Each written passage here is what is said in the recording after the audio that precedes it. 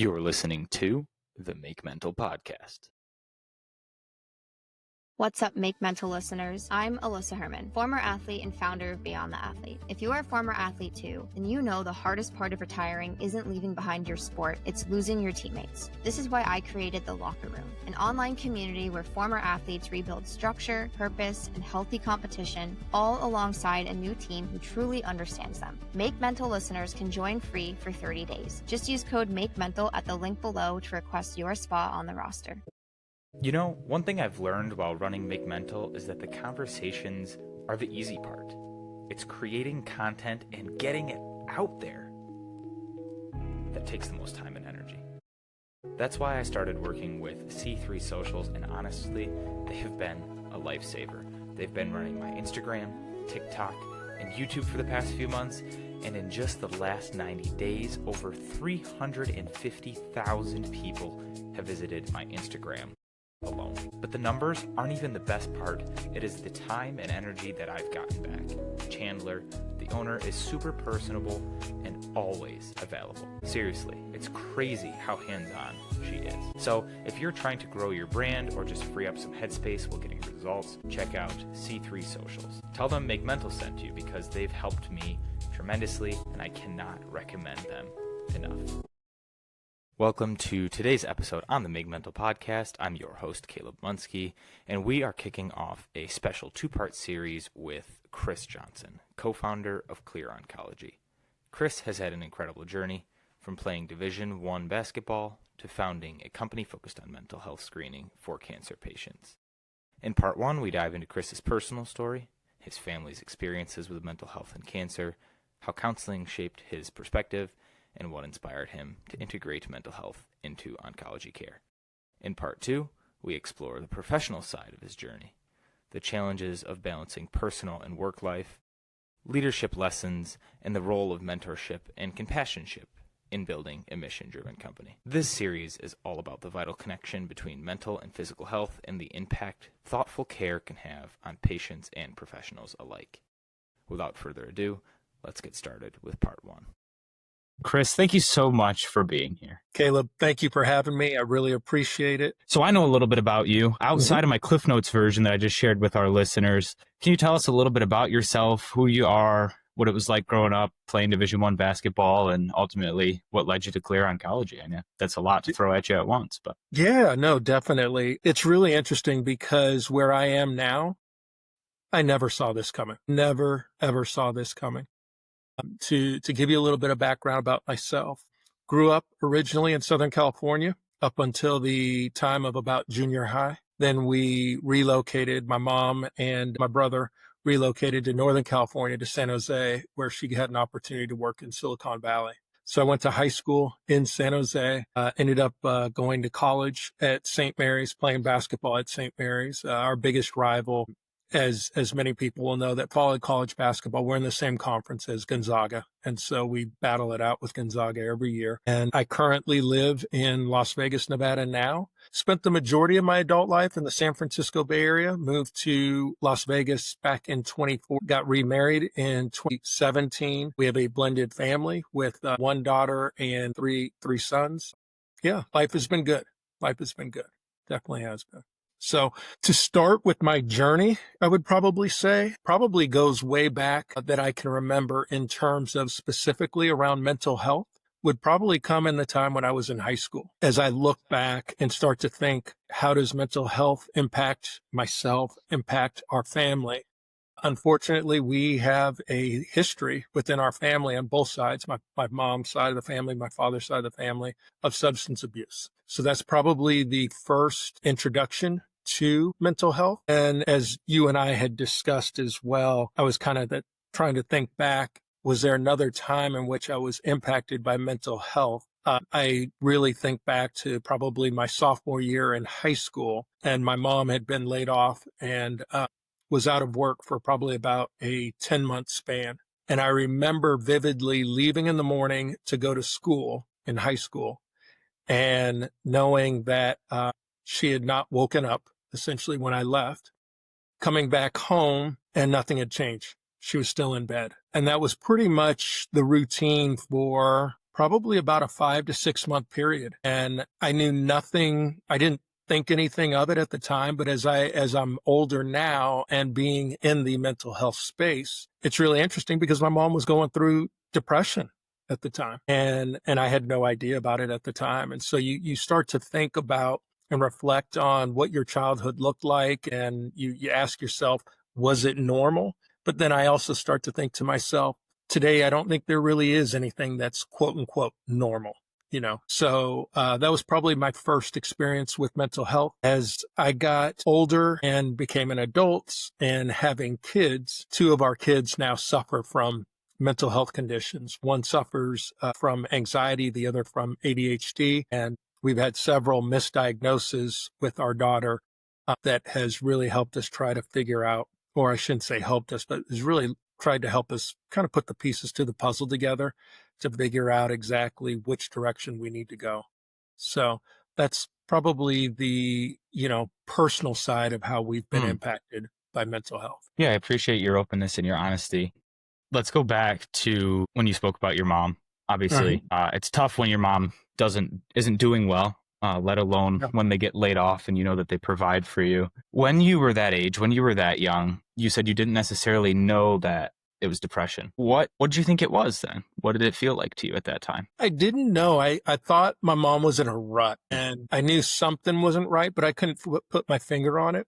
And I remember specifically, till this day, I can't stand dishes being in the sink, for example. I just can't stand dishes being in the sink. And my wife will sit there and she thinks I'm anal from that standpoint, right? But I remember vividly, it was a Saturday, and one of my friends from school wanted to meet up at the mall.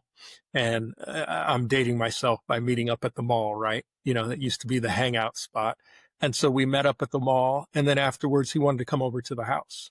So we came back to the house, and when we came into the house was pretty much silent, like nobody was home. My brother was out playing with his friends. My mom was upstairs in bed again, and there were dishes piled up in the sink on top of the countertop. I mean, it wasn't right. And when my friend came into the house, I saw the look on his face, and the look on his face was like, something's not right here. And it wasn't good. And immediately he said, hey, let's go back outside. And because I could tell he was uncomfortable. And that was probably the first time that I realized, like, wow, here I am living in this house and thinking that everything's normal, but it's not. And it took my friend coming over to the house to kind of realize that. And it really kind of made me think, like, okay, I don't ever want to have a friend come over to the house and see my kitchen look like that ever again. I was embarrassed. I was really embarrassed. And so I think to this day, like I said, I don't like having any kind of dishes in the sink because of that. I think it scars you to a certain point.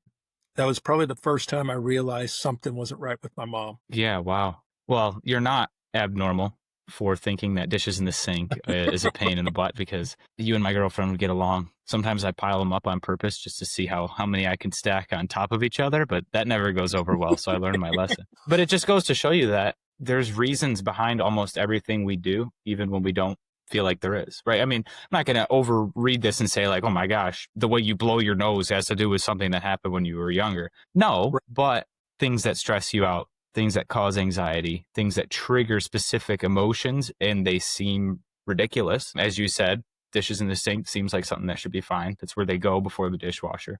But there's obviously something there for you. When that happened in the moment with your friend, did you go to your mom and say something, or did she realize, oh my gosh, the dishes are way out of the sink, I need to get help? Or did she just kind of put up with it? How did it go from there? My mom didn't even know he was there. She never knew he was home or he came over. And I was so embarrassed by it. And when you think about depression and knowing what depression is today, and knowing that it has the ability to stop you from doing your normal day-to-day functions, that was a clear example right there. My mom would probably do the bare minimum at that time. She didn't, is the weekend. So when my mom wasn't depressed, a normal weekend looked like we'd wake up on a Saturday morning. My mom loved to make waffles. So we'd usually have waffles on like a Saturday morning.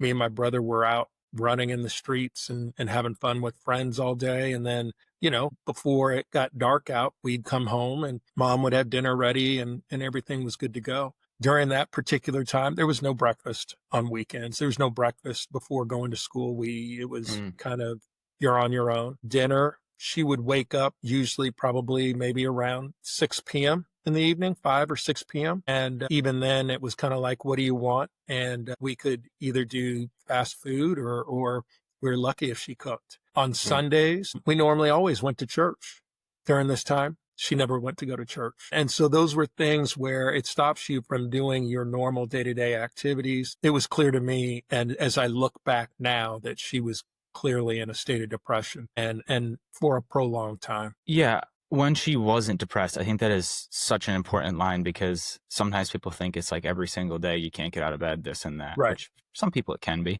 In your experience or what you witnessed, how long was this season of depression? And was it like every couple of days she couldn't get out of bed and then she was good for a few? Or was it just she was down the whole time and then she finally got out of it? I would probably say it lasted probably about 6 to 8 months. I would probably say. Yeah. So it was a prolonged time because she didn't have a job. Right.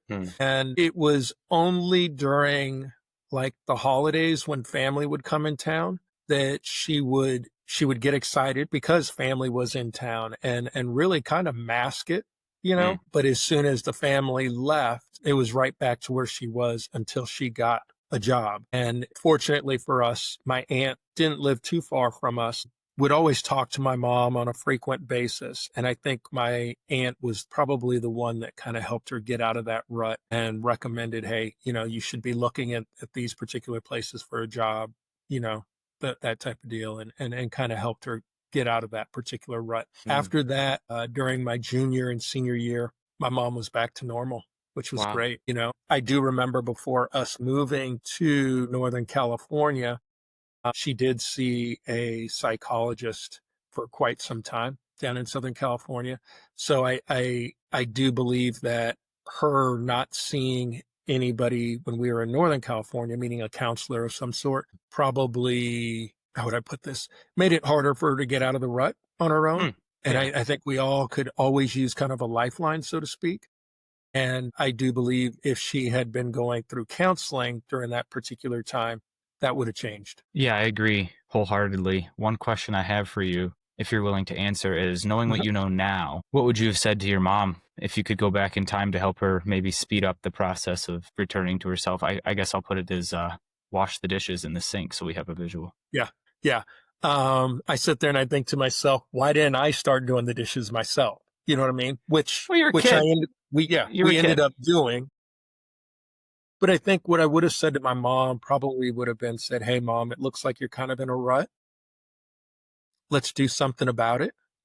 I know that when you were in Southern California, there was a lady by the name of Dr. Luxie that she used to see. That was the lady's name. She's probably passed by now, but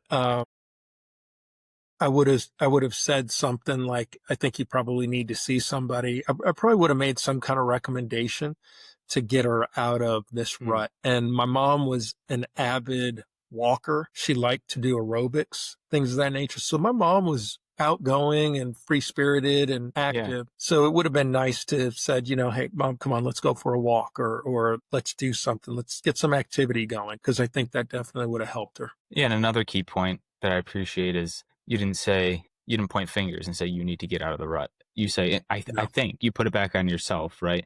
And again, for a child to say that to a parent already takes a lot of strength. So in order to just say that, kudos to whoever has been able to.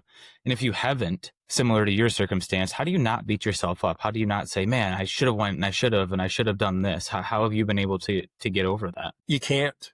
You can't turn back the clock. We all make mistakes. That's part of life. That's part of learning. You just hope that you don't repeat the mistakes, right? And you move forward. One of the things that I'm a big advocate of, if I've mistreated somebody or done somebody wrong, apologize. Go back and apologize, and make amends. And it takes a big person to do that. And the person that you apologize to, for them to accept that apology and know that they're sincere about it, kudos to them as well. You can't change the past, and we all make mistakes, but you definitely want to make sure that when you do make those mistakes, you own up to it and you take full responsibility for it. Yeah, I mean, I could think of so many personal examples where I've been quite rude to people and not apologized because of embarrassment, right? Because you know what you did was wrong, because of guilt, because you don't want to reopen that wound. But the times that I do go back and apologize, or even forgive myself if apology is not in the cards, you do feel so much better. So we hope you've forgiven yourself and or apologized to those who needed it. But again, Right. it's not, you're a child at that time. You're not, Yeah. you're not the caretaker, right? You're supposed to be the caregiver. So anything you could have done or should have done would have been above and beyond. And again, you said you didn't know, so you can't beat yourself up for something that you didn't know. I think that's a huge component of this as well. We often say hindsight is 20/20 because it is. So you, like you said, you can't go back and you go forward. And speaking of going forward, let's fast forward a little bit, I guess, chronologically in your life to college. What the heck is a Division I basketball college experience all about? Because so many of us dream about it and then we stop growing short of 6 foot and never have the privilege to get there. College was fantastic. Playing basketball at the Division I level was an amazing experience. Playing at St. Mary's was great. I had a great team, and the teammates that were part of that team, I played just to put it out there. I played for St. Mary's from 1992 to 1995. So I played from my sophomore, junior, and senior year at St. Mary's. As a freshman coming out of high school, I went to the Air Force Academy for a year, redshirted while I was there, and then left the Air Force Academy and came back to San Jose and played in junior college for a year before going on to St. Mary's. I'm very fortunate. I'm very close with my junior college teammates. We're on a text thread and we always text each other and kind of, look out for each other. And then my teammates at St. Mary's, it's like a brotherhood. I didn't ever get to see the experience that most students get to see in terms of joining a sorority or a fraternity. But I honestly think that playing basketball in college was like your own fraternity from that standpoint. So it was a lot of fun. I definitely think my college experience was not the norm. And the reason why I say that is I had my first son my sophomore year in college. I got married right before, during the summer in between my sophomore and junior season. And then my wife was pregnant with my next son my senior year of college. So juggling, trying to be a prominent Division I athlete, trying to be a good student, majoring in business administration with a minor in economics, then trying to be a parent while at the same time trying to be a husband. That's more than a full-time job, right? And I struggled with it during my sophomore year. I remember it vividly, just really feeling like I had a lot of weight on my shoulders and I didn't know how to adapt from that standpoint. And so one of the coaches noticed that I was really kind of struggling with it and pulled me aside and asked, would you be open to seeing a counselor on campus? And I was like, definitely. So I went and saw a counselor, and it was a 50 to hour long session. And Caleb, when I got out of that office, I felt like I could conquer the world. I honestly felt like, wow, this is amazing. And I'm embarrassed to say this, but I'm going to be completely honest. When he first told me, going to counseling, my first reaction, and again, I'm embarrassed by this, internally, I thought counseling's for white people. This isn't going to work for somebody that's black. I honestly, I thought, no way, but after coming out of there, I felt like I could conquer the world. And I'll never forget, I think my counseling session was on a Wednesday. We played, that next game was against the University of Portland, and I had 28 points that immediate game. I think that was on a Friday. And then we played Gonzaga the next night, and I had 29 points. I had two of the best games in my young career during my sophomore year after coming out of that counseling session. And so I truly believe in college athletics, if you can help somebody going through a tough time in terms of what's happening with them mentally, you're going to be able to get even more production out of them, whether it's on the court, the field, in the pool, whatever sport it is that they're doing in the rink. It just depends. In your case, the pitch, right? So I am a huge, huge advocate of counseling. I'm a big believer in it. I know that it works. And I didn't know then that this would lead me to what I'm doing now. Yeah, again, thank you for your vulnerability there. And there's a lot to unpack, but I'm going to start with saying that your experience was unique, but at the same time, there were so many parallels to my college experience, right? I was not in a fraternity sorority, but I had the brotherhood or the sister. I mean, for me, brotherhood, but for our women athletes, our female sport athletes, the sisterhood of a team, because I've also had the privilege of coaching and witnessing a female program, which has been awesome. Again, in my own story, I saw a counselor as well in college, probably needed to a lot sooner than I did, but COVID let us all spend a lot of time alone, and for better or for worse, it led me to counseling. I think for better. But after I received counseling, similarly to you, it's the best year our team had as a program. And I was captain at the time. So it's one of those things where at what point is it not a coincidence? And if it's a coincidence, let's see how many of them we can create then, right? If that's what we want to call it. Right. So I want to let you know that your experience wasn't so far out of left field. However, it was unique to you. And secondly, I find it interesting that you said you were embarrassed to go to counseling because you thought it was for white people, because you're not the first Black person to say that to me, which I find fascinating. Most people tell me that they just went to church, they prayed on it, you just give all your problems over to God. And then a handful of other ones said they talked to their barber about it. Like their barber was their counselor. I want to know if either of those two ring true to you. And if not, how did someone like yourself growing up handle those mental health issues? Yeah, for me, it wasn't my barber, because during the time one of my teammates cut my hair,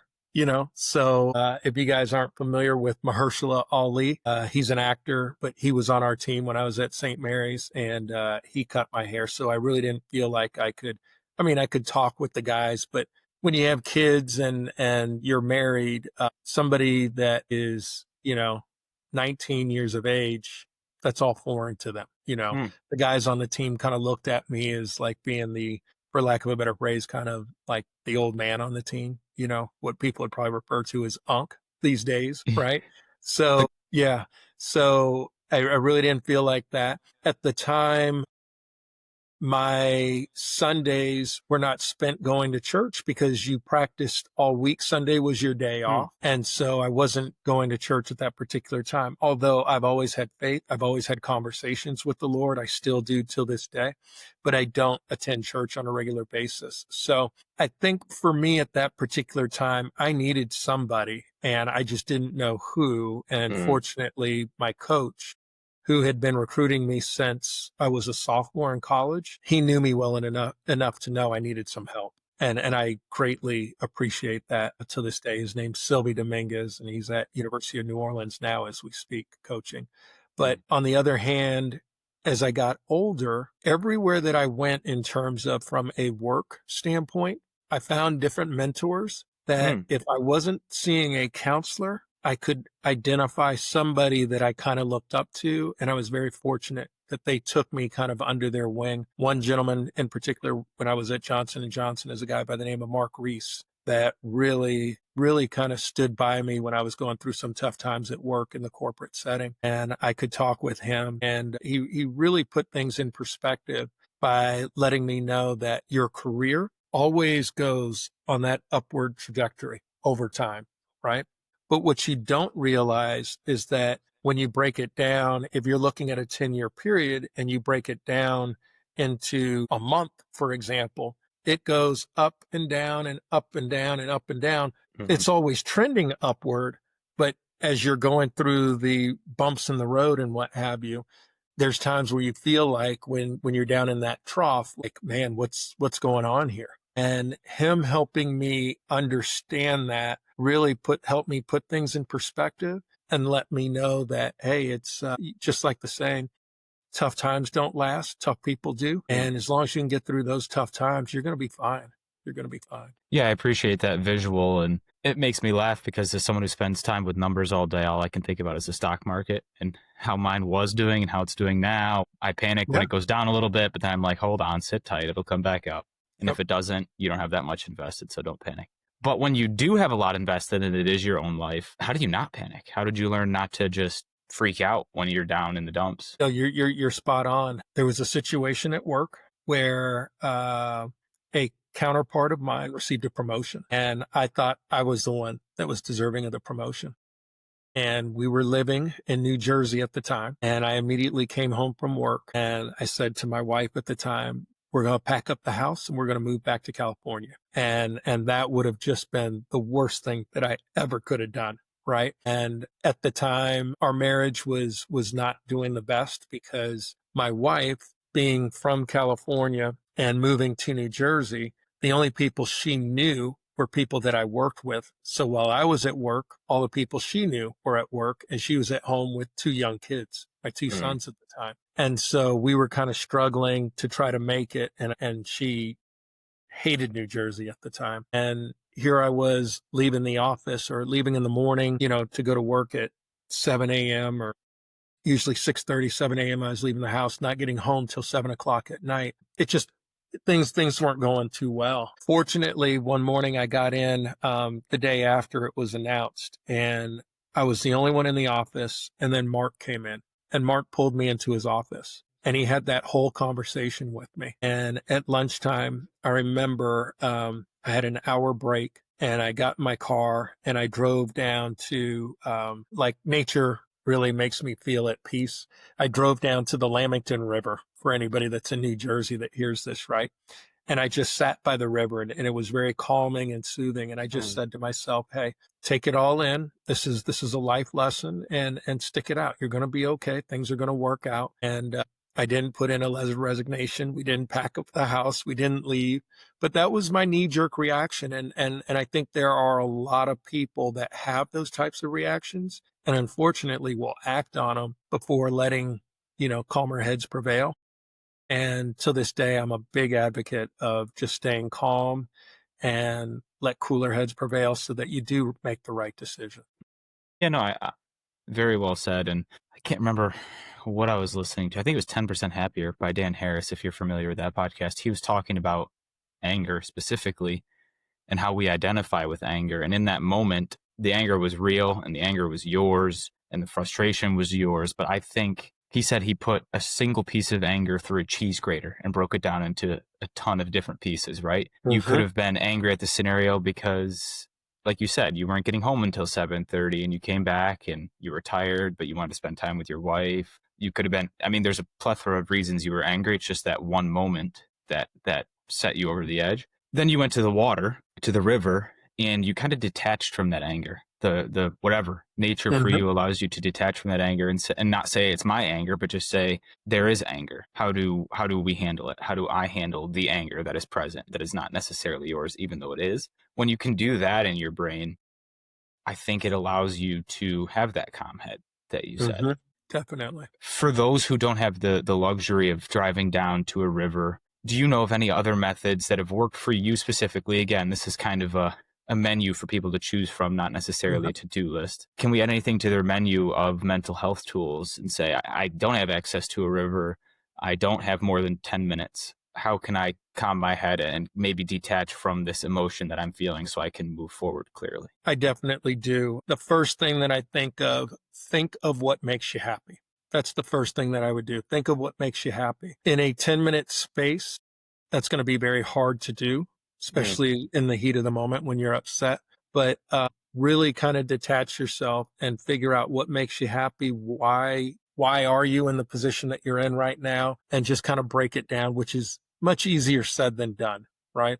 If you have the time, like a 24-hour period, which I highly recommend, and if you can't get in that happy space within that 10 minutes period, if it's possible, remove yourself from that scenario so that you don't do something that you're going to regret down the road. Just remove yourself. There's been times where at one point in time in a work scenario, I thought to myself, I want to beat this guy's head in.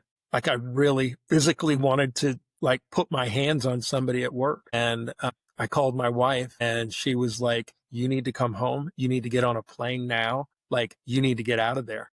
And it was the best advice that I took. I called travel. I changed my flight. I got out of there and I left the meeting and came home. Crazy part about it is, Caleb, they didn't miss me for the 2 days of the meeting. Nobody called me and was like, where's Chris at? Which really still to this day surprises me. But I think the other thing is do what you like to do and what makes you happy. For me, I love being at peace and being one with nature. So if I can go on a hike, or if I can be in the mountains, or if I can be by a river or the ocean, and that brings you peace. I love to play golf, but I don't like playing city golf courses, for example. I love golf courses that back up to nature. I love seeing deer on the course, a coyote, wild turkeys like that. That is like Zen for me. For my son, who suffers a lot from anxiety, his one area, go to the gym. When he goes to the gym, he feels so much better. And so if there is whatever it is that brings you at peace and makes you feel at peace, if you have access to do it immediately so that you can get your head right. It's not going to solve all your problems, but it will at least calm your energy and calm your chi, for lack of a better phrase, right? To help you get back in that space so that now you can really take a look at what's going on and figure out what is the best way to move forward. It's my recommendation. I do. Trying to tackle a problem when your head is already full is 99% of the time unsuccessful and more aggravating or depressing or whatever emotion you're experiencing. Like you mentioned, allowing yourself to at least clear a little space of your mind in 10 minutes to move forward, to address the scenario, or to just bring yourself peace can in turn create that space for you to XYZ, to move on, to confront, to not bash someone's head in at work, to buy a plane ticket home, etc. Yeah. I think that's such an important point that you made, and we appreciate you adding to the menu of mental health tools that our listeners can pull from. Can we flip this? When's the time that you acted irrationally and angry, and now you're like in that moment of, oh, shoot, I did need to apologize. I'm not saying to the point, I'm not accusing you of hitting anyone at work. Like that's clearly not Chris. But just a scenario where you're like, shoot, I should have walked to the river here, but I didn't. My first job in pharmaceutical sales, and we had 2 products that we were selling. One product made up probably, I'd say 80% of my bonus, and the other product made up about 20% of my bonus. And again, I'm dating myself. I received my bonus check in the mail, and it was small, to the point where I thought to myself, all this hard work that I had done, I can't believe this. Like I was livid. I was livid. It was about 10% of what I had expected my bonus to be. So immediately I saw the bonus when I opened up the envelope, and this was back in the day when you got an actual check, right? And actually it wasn't a check. It was what was going to be direct deposited. So it was the, little voucher.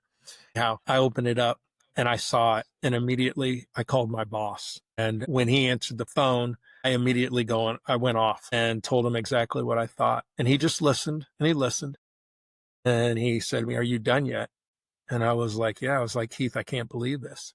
And he goes, "Chris, that's your bonus for the other product. Your bonus for the main product comes next week." And I felt like an idiot. And it was a great learning moment, because I'm so thankful that he said to me, anytime that you feel this way, you can always call me.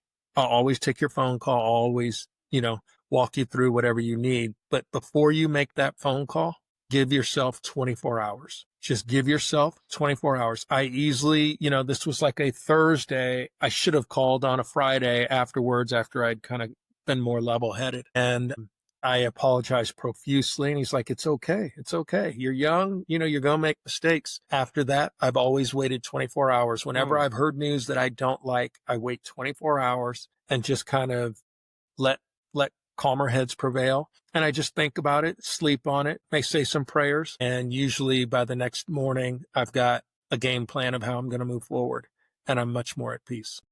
Thank you for listening to part 1 of this 2-part series, and we hope to see you next week for part 2.